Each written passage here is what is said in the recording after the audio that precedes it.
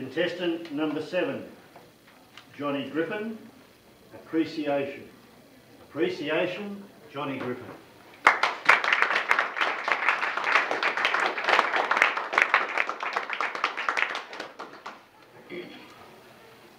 I was 13 when my parents got divorced.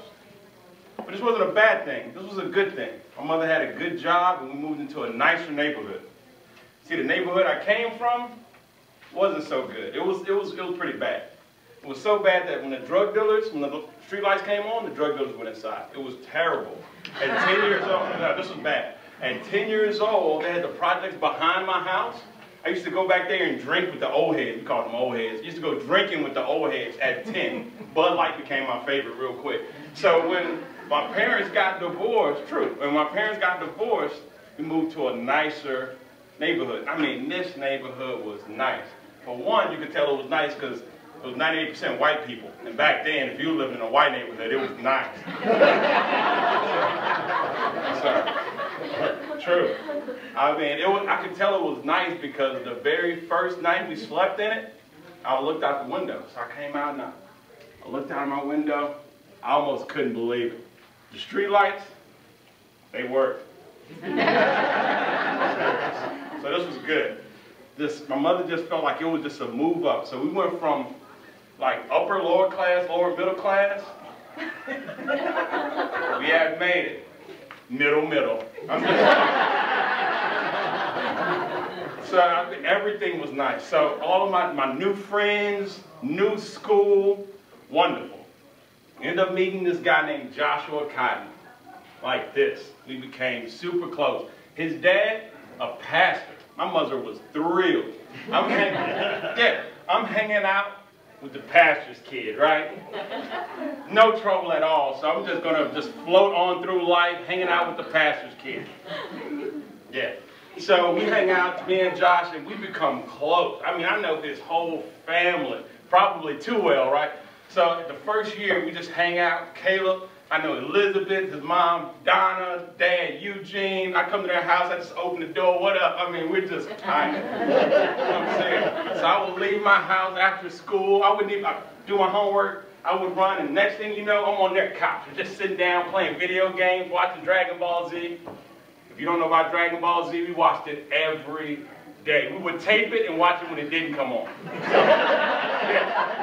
We'll fall asleep 1 in the morning playing video games, wake up. I mean, the pastor's kid, and they were rich. I mean, this is how rich they were.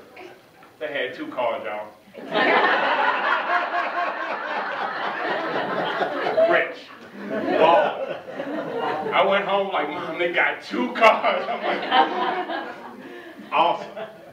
And then we became little teenagers, 16 to 16.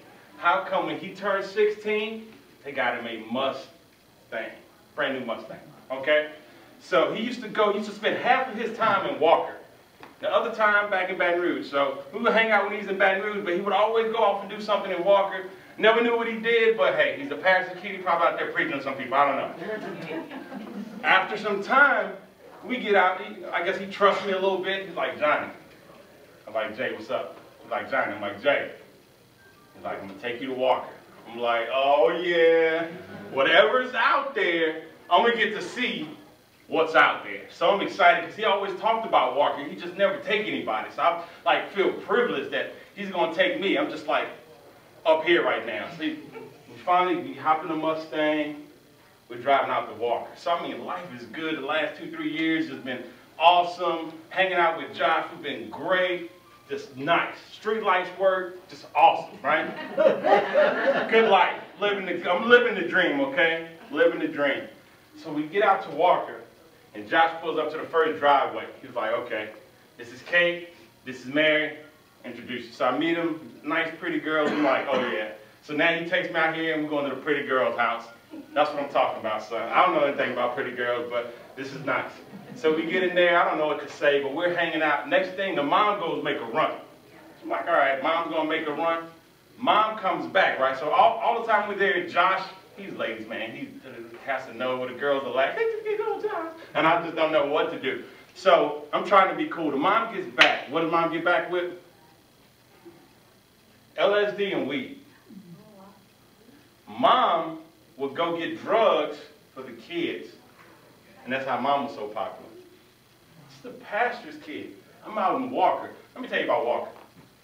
Walker is, you ever seen Larry the Cable Guy, Jeff Foxworthy, they do that, might be a redneck? This was Walker. Walker was, I mean, I was scared to be out there. Like, I mean, it was just, I'm just saying. So, we were in there and they're bringing all kinds of drugs. Josh is getting high, the girls are getting high, everybody's getting high. I'm like, I don't know about this. We leave a couple hours later, we go to his other friend's house. They're just shrooming, they're high as gas. I mean, I'm telling you, they're looking down at me like, hey man, you need to get up here. I'm like, nah man, I'm good, I'm good. They're just floating, they're super high. If they jumped out a window, they would just float, they wouldn't even hit the ground. That's how high they were. We get back to Baton Rouge and he's like, man, you know, everything's cool, everything's cool. I'm like, man, that's a little bit too much for me. Met this other guy, Caleb. Now, Josh had a little brother, Caleb, and there was another Caleb that was there that was cool. That everybody worshiped Caleb. Now, I don't really know him, but Josh just loves this guy. And it's because Caleb gets into all the parties. Caleb gets into everything. Caleb is just the man. He gets the girls. Caleb also is the biggest drug dealer and biggest drug user out there. So I'll tell you this, like, Caleb gets sick. Caleb gets real sick. So sick he gets into the hospital. They called me because after this time, about 6 months of me going to Walker, they realized I don't smoke, I'm not drinking, I'm not cussing. So they call me preacher. Even though I'm not the preacher's son, they call me preacher because I'm not getting high with them. When Caleb gets sick, the first person they call is me. I go up to the hospital and I pray with Caleb and just his parents are there and I'm really going in for him in prayer. And Caleb dies. Caleb passes away. And life became really real for us. I mean, really, really real. We really began to understand life and death.